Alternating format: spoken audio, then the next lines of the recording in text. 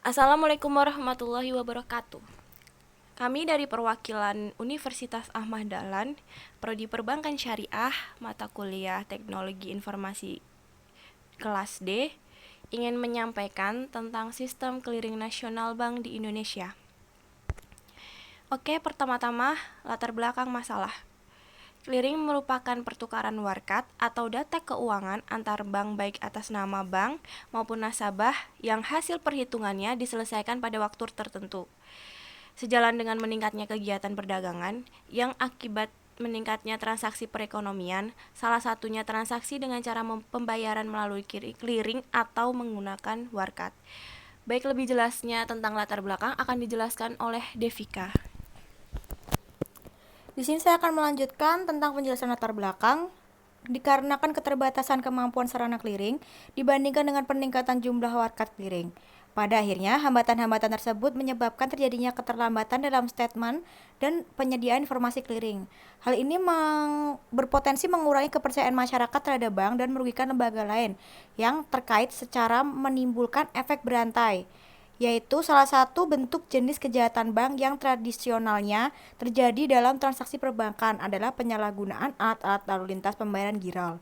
Inilah antara lain kejahatan yang terjadi dalam kegiatan clearing. Yang pertama adalah bank tetap melakukan pembayaran walaupun warkatnya tidak sesuai dengan bank teknis dan yang seharusnya ditolaknya. Selanjutnya adalah permasalahan yang muncul dalam SKNBI. Penjelasan. Bank tetap melakukan pembayaran walaupun warkatnya tidak sesuai dengan bank syarat teknis yang seharusnya ditolak. Selanjutnya adalah bank melakukan pembayaran tanpa melalui prosedur dan tidak memenuhi persyaratan pembayaran. Yang ketiga adalah penyalahgunaan cek. Di sini penyalahgunaan cek adalah diambil pengambilan tunai dalam pencairan cek tunai. Setelah memenuhi prosedur yang standar di teller, data letimigasi wajib tanda tangani di balik cek. Penerima uang ini akan menggunakan identitas palsu untuk mempersulit penelusuran bank. Selanjutnya yaitu adalah penerapan SKNBI di perbankan. Contohnya yaitu penyerahan clearing warkat, pengambilan warkat, dan penyerahan warkat. Baik, saya akan melanjutkan. Penyerahan clearing warkat adalah warkat sebelum dikliringkan dan diserahkan harus mempunyai cap bertuliskan clearing yang menandakan bahwa warkat itu dikliringkan, dan setelah ada tanda cap warkat diperiksa seperti nominal, angka, dan huruf, serta memeriksa tanda tangan sebelum koordinat clearing memberikan klarifikasi atau menyetujui bahwa warkat itu akan dikliringkan. Kemudian, pengambilan clearing warkat. Semua warkat disortir kemudian dibagi berdasarkan kelompok masing-masing peserta. Warkat-warkat ini kemudian dicatat dalam daftar clearing pengambilan menurut nilai nominalnya, kemudian jumlahnya, dan nilai nominalnya, serta ditandatangani oleh wakil peserta warkat, diserahkan kepada wakil peserta, dan bila terjadi perbedaan wakil clearing tentang dapat atau tidaknya salah satu warkat dikliringkan atau ditolak warkat tersebut, maka keputusan diserahkan kepada penyelenggara. Kemudian penyerahan warkat.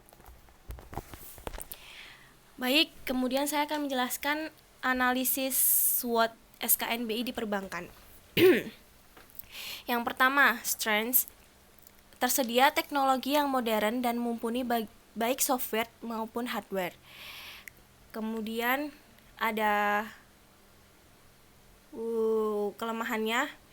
Perkembangan teknologi dan informasi yang modern tidak diikuti sumber daya manusia yang handal dan mumpuni. Bisa dilihat sekarang sumber daya memang sudah semakin maju, tapi manusia ada yang kurang mampu atau kurang handal. Kemudian setelah itu peluangnya, kebutuhan akan masyarakat yang ingin mendapatkan informasi secara cepat dan akurat. Kebanyakan sekarang banyak masyarakat yang ingin tahu informasi lebih cepat, maka itu bisa jadi peluang untuk perbankan supaya bisa memberikan informasi yang cepat untuk para nasabah atau calon nasabah. Yang terakhir, ancaman. Perekrutan SDM yang mumpuni di bidang teknologi informasi dan komputer. Kemudian kesimpulannya adalah clearing adalah perhitungan utang piutang secara terpusat dengan saling menyerahkan surat berharga dan surat dagang yang telah ditetapkan. Ada 3 jenis clearing, yaitu clearing umum, clearing lokal, dan clearing cabang. Kemudian, transaksi yang diproses melalui fasilitas clearing meliputi transfer debit atau transfer kredit yang disertai dengan pertukaran fisik warkat, baik warkat debit maupun warkat kredit. Terima kasih, sekian dari kami. Kurang lebihnya mohon maaf. Wassalamualaikum warahmatullahi wabarakatuh.